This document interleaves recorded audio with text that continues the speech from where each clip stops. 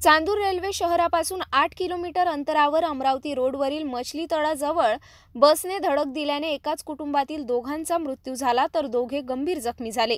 मिळालेल्या माहितीनुसार 5 फेब्रुवारी सकाळी 10:30 वाजता मोरेश्वर महादेव रेवतकर हे आपल्या कुटुंबासह चांदूरहून अमरावतीच्या दिशेने आपल्या मोटरसायकल क्रमांक MH32 AU 9075 ने जात होते। त्याच महामंडळाची बस विरुद्ध दिशेने येत होती। MH40N 8965 या क्रमांकाच्या मागच्या चाकाखाली आल्यामुळे मोटरसायकल स्वार कारंजा घाडगे बिहाडी गावात राहणारा 34 वर्षीय मोरेश्वर महादेव रेवतकर व त्यांचा 3 वर्षीय मुलगा आदित्य मोरेश्वर रेवतकर हे जागीच गतप्राण झाले।